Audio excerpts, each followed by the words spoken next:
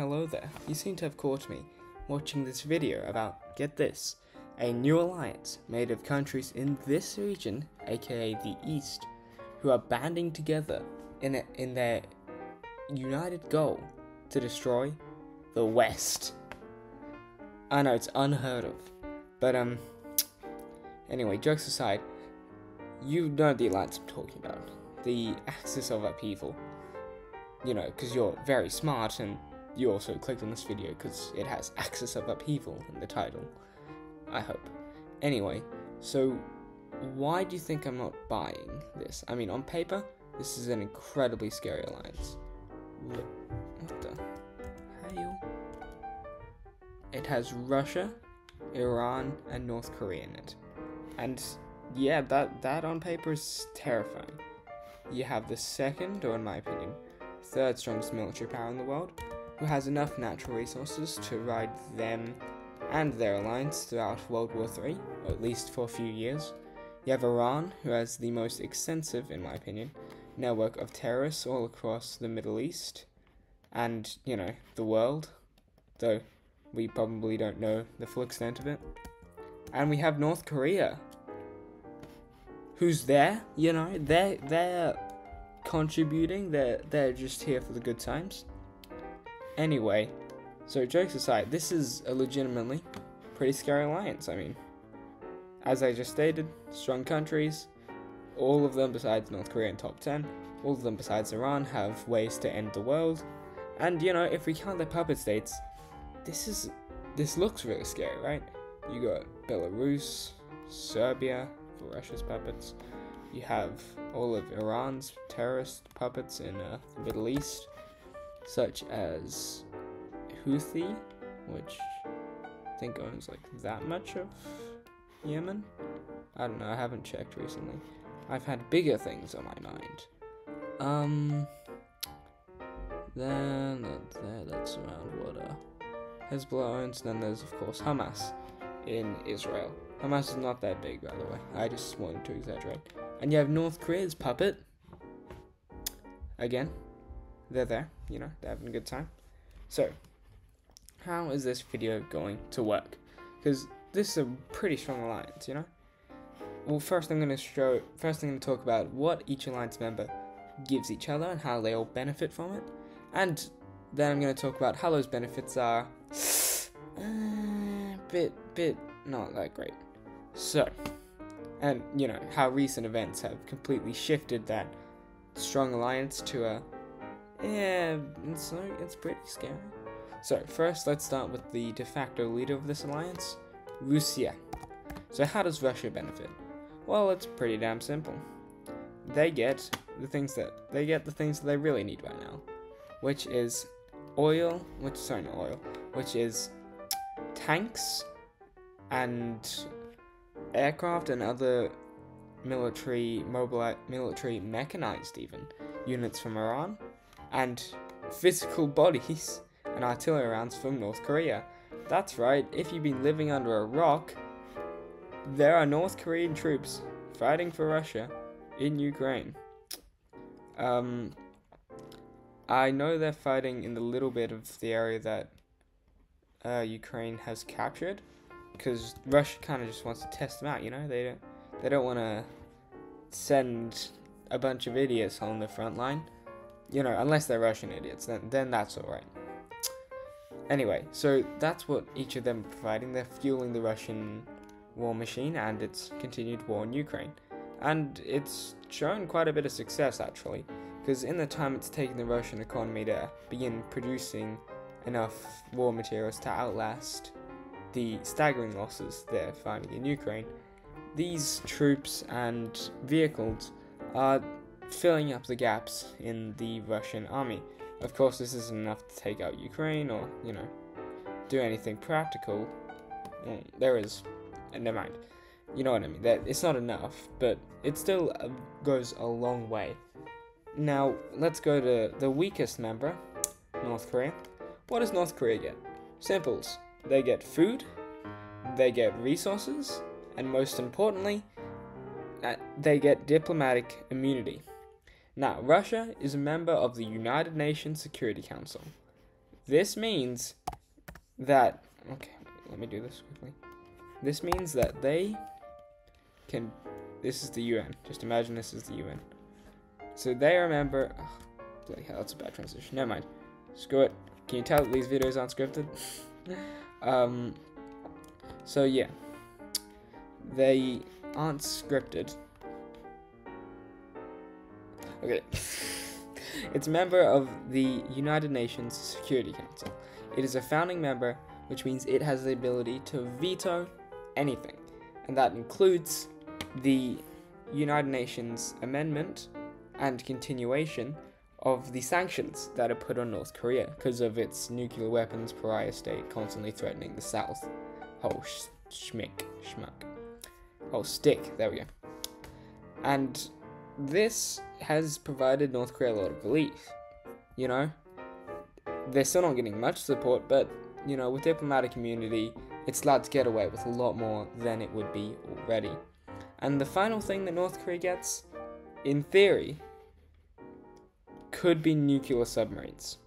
Now, Russia has obviously been slightly hesitative to give North Korea nuclear submarines.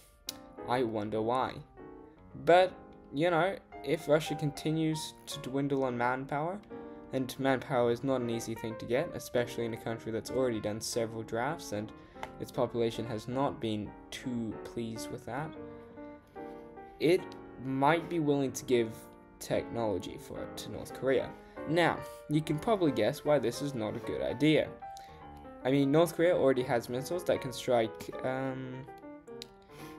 nearly all of the Pacific. I feel like I don't know the range exactly. I feel like it's probably all of Japan. I'd say like this much. I don't know. Google it. Yeah, so it can already strike that. But with nuclear submarines, since all the way down here. Oh, whoops, there goes Melbourne. Oh, whoops, there goes Perth, Sydney, Canberra. They can also strike South Korea a lot easier without having to deal with air defense systems. Well, they will still have to deal with them, but it'll be an active surprise. If India gets involved, boop.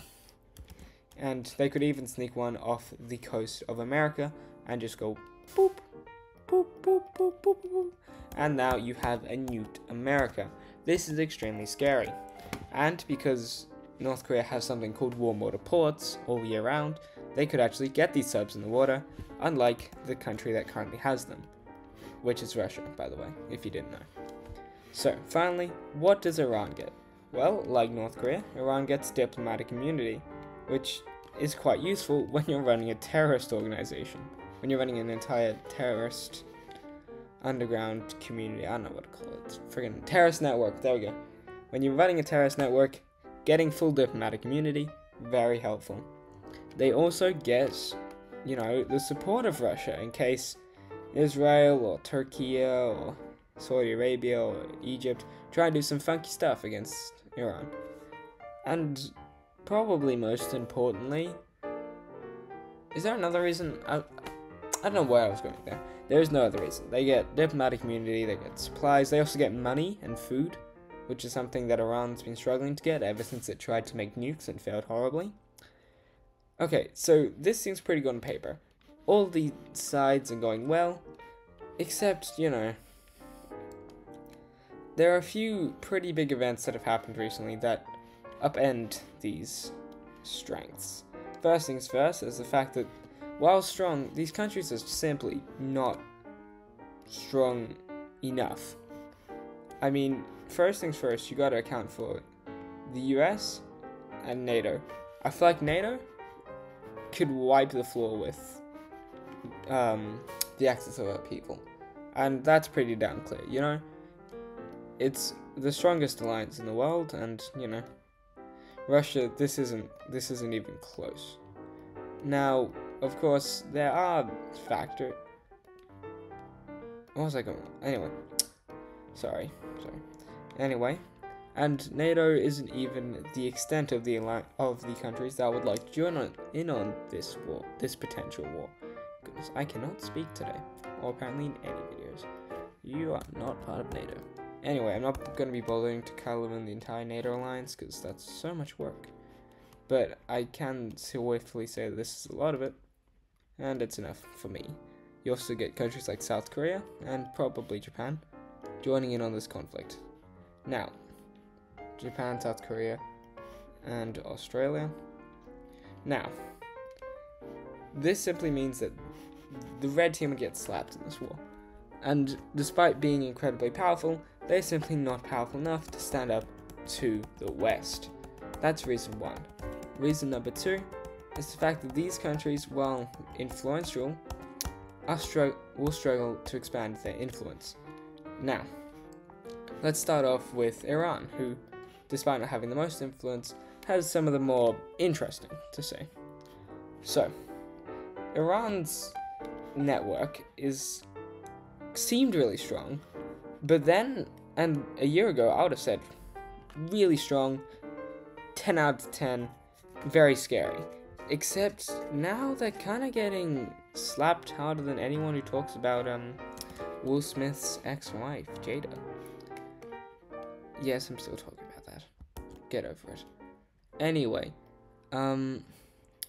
so with Israel, they're kind of destroying their puppet of Hamas, and quickly they're losing it, and there's no real good supply route.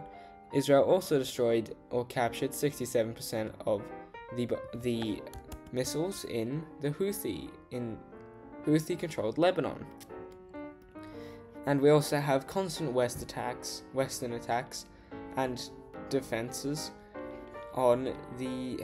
No, that's Hezbollah. Hezbollah's 67% of Hezbollah's missiles have been destroyed. This is Houthi, and there have been constant attacks on it by Western ships. And this is basically to just prevent any shipping disruptions, because during the start of the war, they were very big on, not letting anyone have trade, because they're just so cool and fun like that. But now, after they started letting people not do trade, they stopped letting people do trade, even. The US said, and then England said, and France said, what? I don't know, I can't do a French accent. And so, the entire world basically said, what the hell are you doing? And quickly, the situation has descended, and Houthi has been constantly bombed and attacked until they've decided to let international trade continue. So, yeah.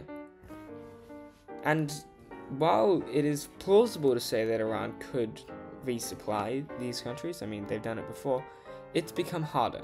While Iraq would probably be happy to let Iran transport... Okay, did not want to open Finder there. Iran transport their troops and other materials through them. You get a problem when you reach Syria. Now, Syria was formerly an Iranian and Russian puppet state.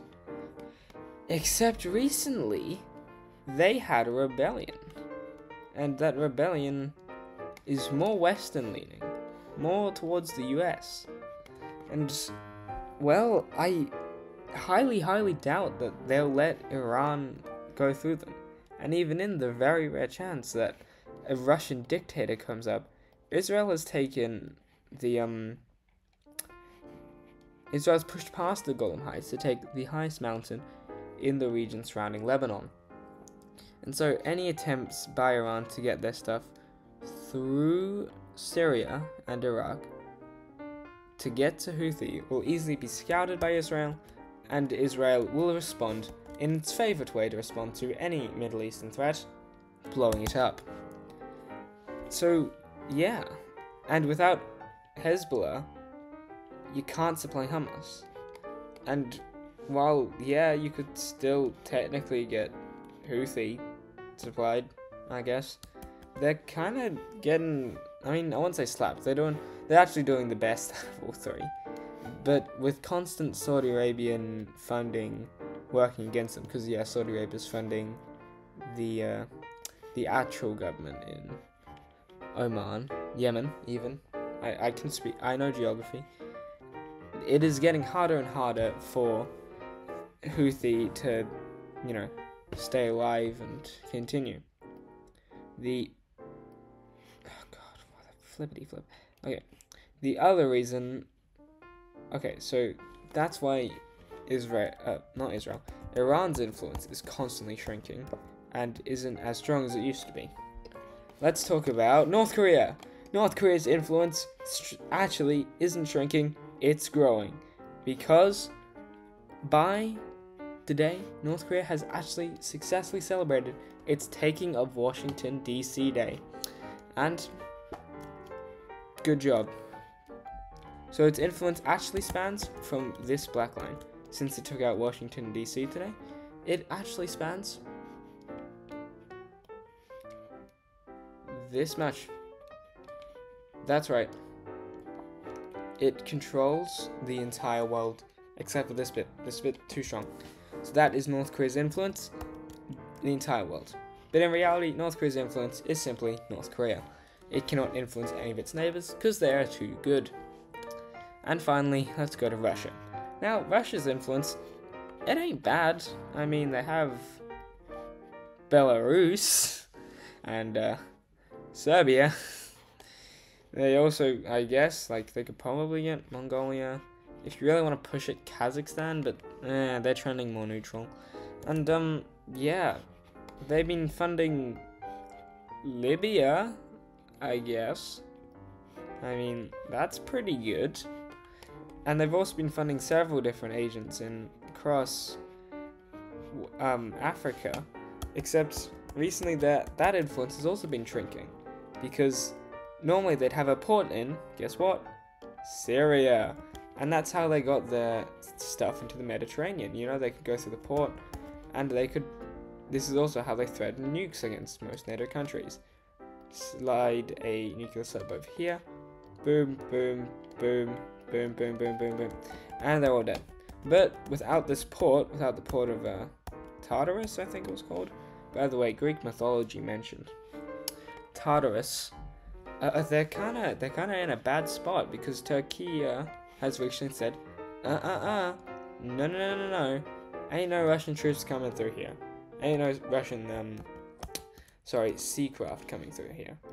And so Russia's navy is kind of cooked. Have to stay in here and here. Like, you could get out through here, but then you have to pass through this NATO block. And sorry, that's what I'm calling. You could go out through here, but then you'd have to pass through this, which is NATO controlled. That's NATO controlled. And this, or you could try the rescue route and do this. All these are NATO controlled. And, well, to get out, you still have to go really friggin' far. And to do the same trip that it took you this long to do, you'd have to go. Yep, you have to take the landcraft right through there. That's what I meant to draw. And you also have to assume that this is warm water all the time, which it is, but, like, you know, hypothetically. And before anyone says, oh, they're building a new one in Libya. Yeah, that's gonna take years, man. I'm gonna be dead by the time that's built. I'm kidding, of course, but, like, that's gonna take a long time. World War III probably be done and dusted by the time that's built. And so their ability to spread influence through Africa is rapidly diminishing. And they're even finding it hard to support Libya, which may mean... So, actually, I probably should give some context. This Libyan rebellion, which is supported by Russia, is fighting against the Turkian-supported main government. Now, this has been at a stalemate for years, and it has been theorized the reason it's at a stalemate is because if Turkey ordered its friend over here to counter-strike against Russia's ally in Libya, then Russia would say, go wipe out the Turkish-supported rebellion in Syria. So Syria just keeps coming up, I guess. And then that rebellion kind of owned this area over here. This area over here. And if they got wiped out, all of them would flee to, guess what? Turkey. And that would have been a refugee crisis that Turkey doesn't want to deal with. But with Russia's shrinking influence in Africa, with Russia's influence in Syria completely gone, Turkey can order its forces in Liberia or Libya. No, Liberia is a different country. In Libya to counterstrike. By the way, it does not look like this. This is not a, I don't know how you say cannon. It's not the it's not what it's supposed to. What the hell? Okay, that's fine. You know, that's not what it's supposed to look like. It's a lot bigger than that. I just haven't checked the map recently. So you're gonna have to trust me here. Okay? To counterstrike and push them back. What the? Jesus. To push them back and maybe even wipe them out of the important Libyan areas. And that would not be good. That would not be good for Russia, because now they lose their connection to spreading their influence in Africa. Now, this is not me saying this alliance isn't scary. It is scary, and it is dangerous. And with a few additions of countries, such as China, maybe even Pakistan if you want to swing for the fences, less allies such as Iraq, you could probably get even lesser ally / puppet state of Myanmar, maybe even Azerbaijan, Afghanistan. Anyway, point being, if this axis of upheaval were to get these countries, then it would not only be a threat, it'd be a crisis, a massive issue, and yeah, it would not be very good for the West. But right now, I just don't think they have the power to A, win a fight with the West, or B, spread their influence to the non-Eastern aligned countries. And so my final analysis of this axis of upheaval, it's strong. Except it's simply not strong enough to rival the West, and thanks to a few key geopolitical issues that have just came up for them, their spreading of influences will definitely be halted. Oh, and by the way, this is coming from the future because I had to stop the first recording, and this recently came out, which is why I'm talking about it so late into the video. Apparently, the Russian troops are fighting in this region of Russia against Ukrainian forces around there, have recently, as I talked about in the start, been assisted by North Korean troops. Except, apparently, they were so shite at their job that Russia has said no. They said, we're not using them. And for a country that uses child soldiers, steals children, and does a whole bunch of unethical stuff, it's funny that they draw the line on using their own allied soldiers. Sorry, that's my news tab. Anyway, that's about it for the video. I won't go into detail about that since that's a whole video on its own. Yeah, I hope you have a good day. And yeah, see you in the next one, I guess.